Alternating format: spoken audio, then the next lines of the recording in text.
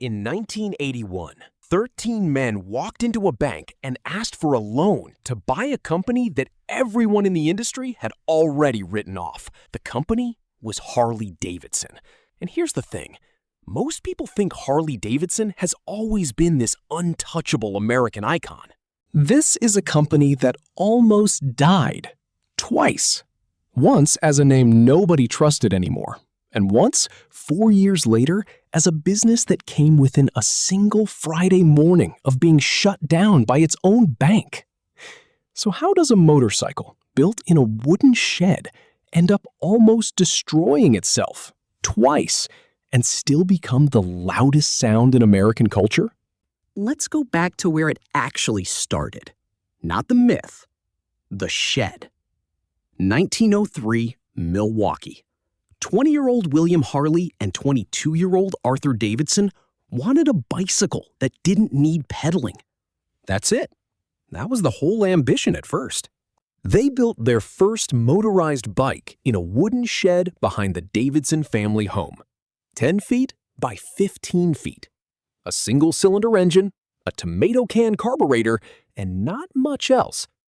It didn't even work that well. The first version couldn't climb a decent hill without help, so they scrapped it, rebuilt it, tried again. By 1904, Arthur's brothers Walter and William A. Davidson had joined in, and they had one motorcycle finished. The whole year's production. One bike. Hand-built, door-to-door, 4 guys who barely had a business plan. Their father lent them the backyard and whatever carpentry tools he had lying around. That's the whole origin story, honestly. No investors, no factory, just a shed, some scrap metal, and enough stubbornness to keep failing until something finally ran properly.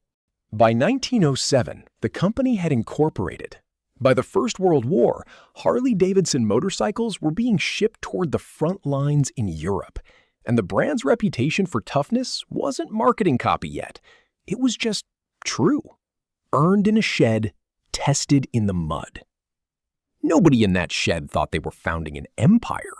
They thought they were solving a problem with a bicycle. Now, fast forward. Decades of growth, world wars, racing dominance. The company becomes not just a manufacturer, it becomes a symbol. Then, in 1969, it gets swallowed by a conglomerate called AMF. And this is where it almost dies the first time. AMF wanted volume. Harley had always sold on craftsmanship. Slow, careful, built by people who cared whether the bike ran right. AMF pushed production numbers up fast, and quality control fell apart right along with it. Bikes leaked oil in the showroom. Assembly lines were staffed by workers with no motorcycle experience, moved in from other AMF factories that made bowling equipment. Riders started calling them Harley-Davidson. Dealers were embarrassed to sell them. By the early 1980s, Harley-Davidson's market share had collapsed under Japanese competition that simply built better bikes for less money. The name that once meant American toughness had started to mean something closer to a punchline, a brand people were nostalgic for but wouldn't actually buy. This is the part of the story most people skip past, the unglamorous middle. The years where a legacy brand just quietly rots. There's no dramatic villain here, not really, just slow decay. A company optimizing for the wrong thing year after year, until the thing that made it special had been sanded down to almost nothing. And here's what's interesting. The people who noticed first weren't outsiders. They were 13 Harley-Davidson executives who had watched the decline from the inside. Engineers, managers, people who'd built their careers on a name that was dying in front of them. In 1981, they decided to do something that looked, frankly, insane. They bought the company back. Not with a fortune sitting in the bank. They didn't have one. They financed it almost entirely with borrowed money. A leveraged buyout during a recession, with interest rates that were brutal, betting an entire company's survival on debt and belief. 13 executives, one motorcycle company nobody wanted. A loan structure so fragile that within 4 years, it nearly collapsed under them completely. By 1985, Harley-Davidson was days, not months, days from a bank calling in its loans and shutting the company down for good. The original lender wanted out entirely. Executives spent weeks scrambling for a new source of financing while production kept running, because stopping the line, even for a week, might have been the thing that finally killed it. The story goes that the replacement financing deal, the one that actually saved the company, wasn't signed until a Friday afternoon, hours before the old loan would have come due, and the bank would have had every legal right to shut the doors. Let that sink in. 100-and-some-year-old American company saved by paperwork that closed on a Friday afternoon instead of a Monday morning.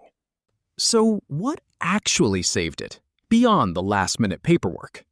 Quality, mostly. The executives who bought the company back also rebuilt how it built motorcycles: statistical process control, employee involvement, a return to the standard that had made the brand mean something in the first place.